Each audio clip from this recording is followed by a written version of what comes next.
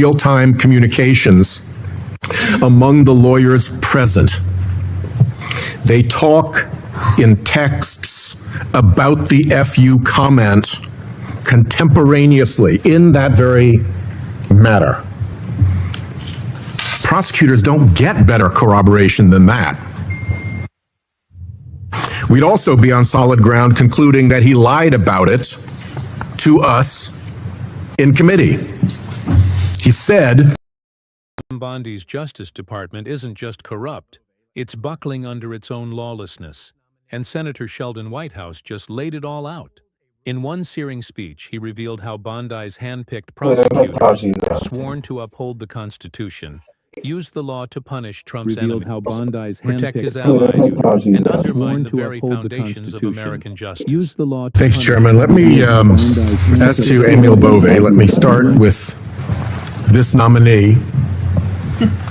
Having told a room full of Department of Justice lawyers that if the federal courts didn't back off on restricting unlawful deportations, they would have to tell courts, F you. I hope we can agree that telling courts F you is not an attribute we want in someone seeking to be a judge. We know that he said it because it is so abundantly corroborated in real-time communications among the lawyers present. They talk in texts about the FU comment contemporaneously in that very matter. Prosecutors don't get better corroboration than that. We'd also be on solid ground concluding that he lied about it to us in committee. He said he didn't recall. Really? Didn't recall saying something like that in a Department of Justice meeting surrounded by career lawyers? It's not remotely credible. Lying to our committee also is not a great attribute of a candidate to be a judge. Somehow, he seemed to know that he would get away with it. He also played a bit of verbal dodgem, saying he never instructed anyone to disobey a court order. Correct, but that was not the allegation. He told them to be ready to disobey court orders, to tell courts F you.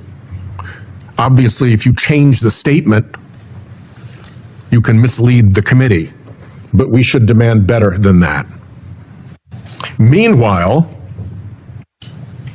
over in the United States District Court of Appeals, there is an order suspending Judge Boasberg's investigation into this matter. He announced a contempt investigation to look into what the hell went on at the Department of Justice with respect to these illegal deportations. Emil Bove'S is in the thick of that. He absolutely will be part of that contempt investigation. And 2 Trump judges on the D.C. Circuit Court of Appeals suspended that investigation.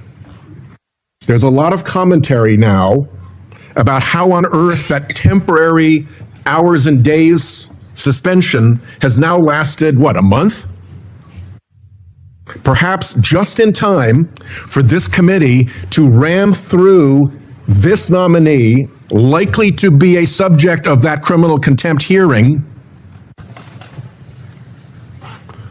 while it's delayed.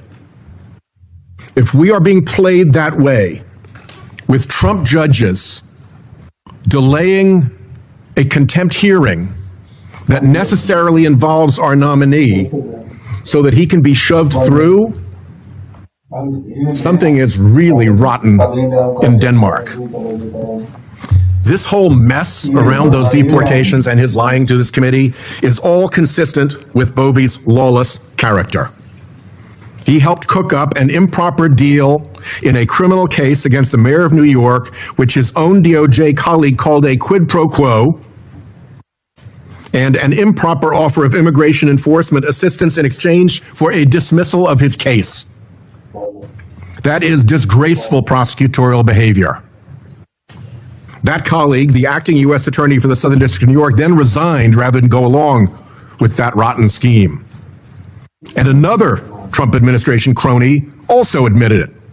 Border czar Tom Homan appeared on Fox News with that mayor and said, speaking of the mayor, if he doesn't come through, if he doesn't deliver the immigration support we need, I'll be back in New York City and we won't be sitting on the couch. I'll be in his office up his butt saying, where the hell is the agreement we came to? The agreement. Separately, this nominee tried with acting U.S. Attorney Martin to confect a fake criminal investigation. Tried to confect a fake criminal investigation. Listen to those words. To allow an improper seizure of funds Congress had appropriated and that were obligated and disbursed to the Greenhouse Gas Reduction Fund.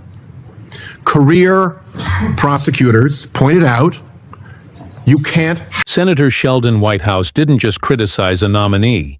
He delivered a masterclass in how corruption, arrogance, and political rot have hollowed out the Department of Justice under Trump's influence. What we saw wasn't a partisan speech. It was a reckoning, a rare, raw look at how far a system built to serve justice has shifted to serving power. Here's what actually happened. The man at the center, Emil Bove'S, isn't some mid-level lawyer or